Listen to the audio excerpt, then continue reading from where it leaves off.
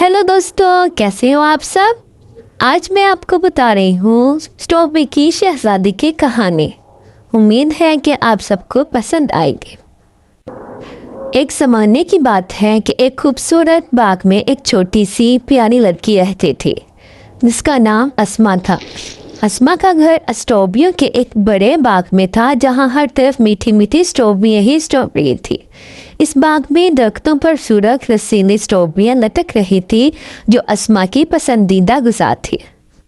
अस्मा बोली, बबलू देखो ये स्ट्रॉबेरियाँ कितनी मीठी लग रही है। बबलू, हाँ अस्मा, ये वाकई बहुत खूबसूरत है, क्या हम इन्हें चख सकते हैं। अस्मा बोली, बिल्कुल, आओ हम कुछ स्ट्रॉबेरियाँ तोड़कर खाते हैं।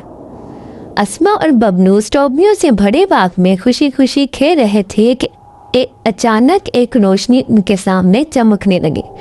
उन्होंने देखा कि रोशनी के बीच से एक खूबसूरत शहजादी नमूदार हुई। उसके सर पर एक ताज था जो स्ट्रॉबेरियों से बना हुआ था। शहजादी आयशा नरमी से बोली, हेलो बच्चों, मैं स्ट्रॉबेरी शहजादी हूँ, आयशा हूँ। क्या आप लोग अस्मा और बबलू हैं? अस्मा हैरान हुई और बोली, जी हाँ, हम ही अस्मा और बबलू हैं। आप यहाँ कैसे आए? शहजादी आयशा मुस्कुराते हुए बोली, मैं आप दोनों को देखने आई हूँ। मैंने सुना है कि आप दोनों स्ट्रॉबेरियों से बहुत मोहब्बत करते हैं।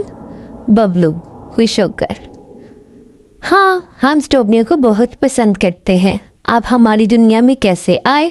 शहजादी आयशा बोली, मैं स्ट्रॉबेरियों की दुनिया की हुक्मरान हूँ। मैं आप लोगों को स्ट्रॉबेरियों की दुनिया दिखाने आई हूँ। क्या आप दोनों मेरे साथ चलना चाहेंगे? अस्मा और बबलू खुशी खुशी शहजादी आयशा के साथ स्ट्रॉबेरियों की दुनिया के सफ़र पर चल पड़े।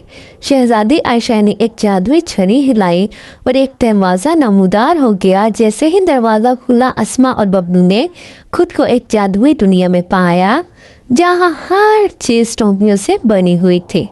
अस्मा ने हैरान होकर बोला, वाह, ये दुनिया तो जादुई है, यहाँ हर चीज़ स्ट्रॉबेरियों से बनी हुई है।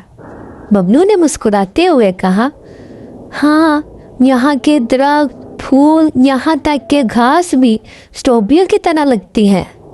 शहजादी आयशा खुशी से बोली, यह हमारे स्ट्रॉबेरियों की दुनिया है जहाँ हम खुशी से रहते हैं। यहाँ सब कुछ मीठा और खुशबूदार है। जैसे ही अस्मा और बबलू स्ट्रॉबेरियों की दुनिया में खुश होकर घूमने लगे, एक शरारती बिल्ली उनके सामने आई। ये मैलो बिल्ली थी जो स्ट्रॉबेरियों के बाग की हिफाजत करती थी।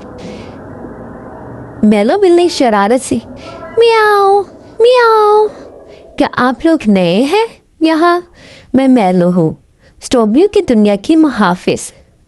अस्मा मुस्कुराते हुए बोली, हेलो मैलो, हम अस्मा और बबलू हैं, हम यहाँ पहली बार आए हैं।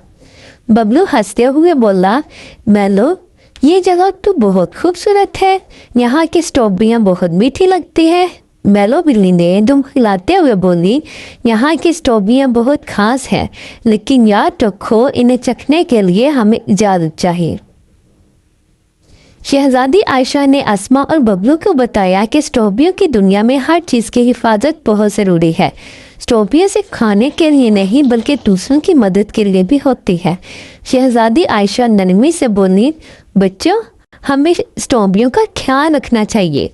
ये ना सिर्फ हमें खुशी देती है बल्कि दूसरों के लिए भी फ़ायदेमंद होती है। अस्मा सोचते हुए, हाँ शहजादी आयशा, हम भी अपनी दुनिया में स्ट्रॉबेरी का ख्याल रखेंगे और इन्हें ज़ाया नहीं करेंगे। बबलू ने मुस्कुराते हुए कहा, हम दूसरों को भी इनकी कदर बताएंगे। अस्मा और बबलू ने शहजादी आयशा और मैलो बिल्ली के साथ स्ट्रॉबेरियों की दुनिया में खूबसूरत वक्त गुजारा। उन्होंने स्ट्रॉबेरियों की खूबसूरत और उनकी अहमियत को समझा। शहजादी आयशा ने नरमी से बच्चों को कहा, अब वक्त है कि आप वापस अपनी दुनिया में चले जाएं। याद रखें, स्ट्रॉबेरियों की दुनिया हमेशा आपके दिलों में रहेंगी।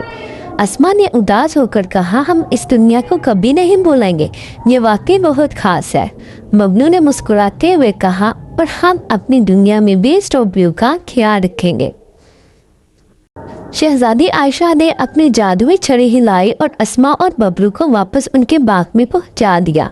दोनों ने अपने इस जादुई सफ़र के कहानी अपनी अम्मी और अब्बू को सुनाई। अम्मी खुश होकर बोली, वाह बच्चों, ये वाकई एक खूबसूरत कहानी है। अब्बू मुस्कुराते हुए, हमें मिस टॉबियो का ख्याल रखना चाहिए ताकि हम भी इस खूबसूरती को हमेशा महसूस कर सकें। अस्मा ने खुशी से कहा, हाँ, हम अपनी दुनिया में भी स्ट्रॉबेरी की कदर करेंगे। बबलू ने मुस्कुराते हुए कहा, और हम सबको बताएंगे कि स्ट्रॉबेरी की हिफाजत कैसे करनी चाहिए। मेरे प्यारे दोस्तों, ये कहानी हमें सिखाती है कि कुदरती चीज़ों की हिफाजत और उनकी कदर करना बहुत ज़रूरी है। स्ट्रॉबेरी ना सिर्फ हमें खुशी देती है बल्कि दूसरों की मदद के लिए भी फ़ायदेमंद होती है। हमें इनका ख्याल रखना चाहिए और इन्हें ज़ाया नहीं करना चाहिए। उम्मीद है आप सबको कहानी पसंद आई होगी।